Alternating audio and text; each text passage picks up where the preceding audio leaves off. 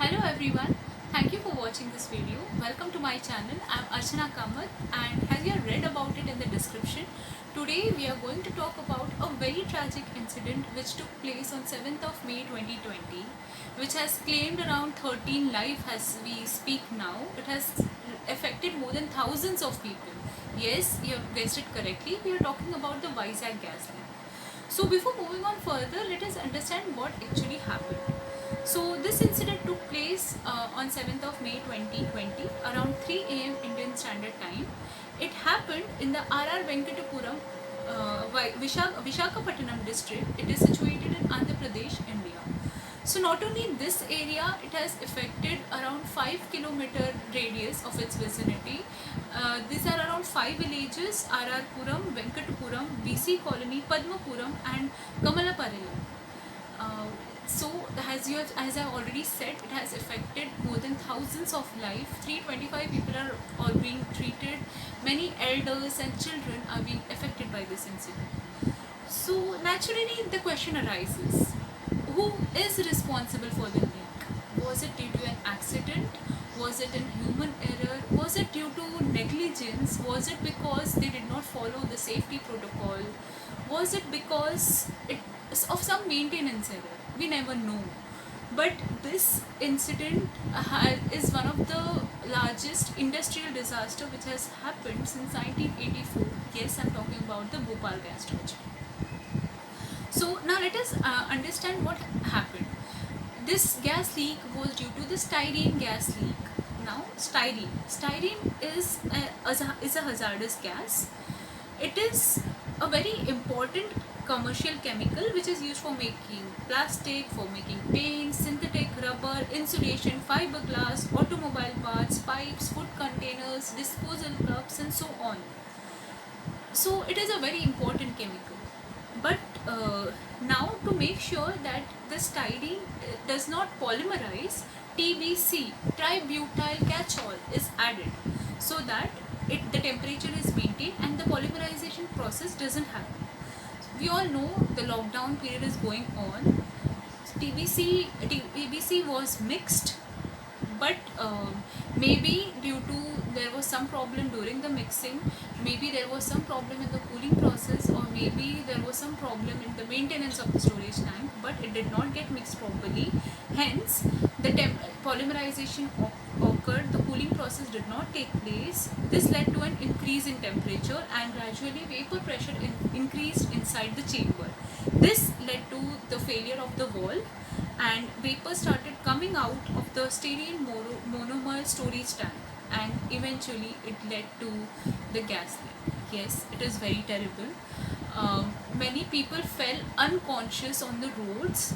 The NDRF team and the firemen had to actually go into people's houses and had to take out those unconscious people there out of their houses and make sure they were safe. 5 villages were evacuated. It is a very big industrial disaster. Now, where did it take place? It took place in this plant called LG Polymers India Private Limited. It is a subsidiary of the South Korean company LG Chemicals Limited. Now, if we talk about the short-term effects, as we have seen, yes, it is very dangerous. It can lead to death. It has already led to death of 13 people. It is a colorless liquid and it has a very sweet smell, so it's very difficult to detect. In the short term, it can lead to respiratory problems, it can lead to eye irritation, gastrointestinal diseases and so on. But if it is exposed in a long term, it has very chronic effects. It can lead to hearing loss, it can lead to impairity, it can lead to headache, fatigue, weakness, it can lead to it can damage your central nervous system, and in some cases it is also being caused to cause cancer. So yes, it is a very hazardous chemical. Now talking about it, what next, what happened later? The National Green Tribunal Committee has slapped a penalty of around 500 crores on LG Polymer India to make sure that they diffuse the gas. They have ordered around 500 kg of PTBC from Gujarat so that they can diffuse the gas and the effects can be minimized. NDA has now issued guidelines which the company has to follow post lockdown. Some of them are they should have a trial or a test run. All the safety protocols should be met. They have to make sure that they don't achieve the highest or the maximum production target in the first few weeks initially. States are also need to be prepared to be handling all this disaster management plan so that accidental hazards like these do not occur. So now the big question arises, who can be claimed responsible for these 13 deaths? Who can be claimed responsible for these 1,000 people who are affected? Who can be claimed responsible for all this? Can we say that the safety protocol was not followed?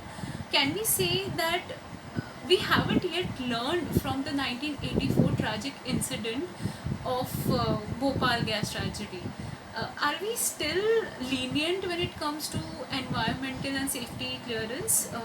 If I read correctly, from 1999 to 2019, this company did not comply to the environmental statutories.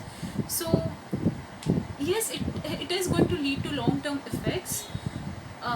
We are living in the age of artificial intelligence and IoT, where at one click the plant manager can actually understand, looking at the alarm levels, what is the problem which is going on in the plant, and actually can control the plant remotely. But still, such accidents are happening 30 years down the line, and still thousands of people are facing the problem, and many are dying due to this. I think as responsible citizens, we have to be inquisitive and learn about such incidents and comment about it and raise our questions, raise our queries so that such incidents do not occur in future. So thank you guys. That's all from my side. If you like it, give it a big fat thumbs up. Subscribe to my channel, share it with your friends so that even they understand what happened. And thank you very much.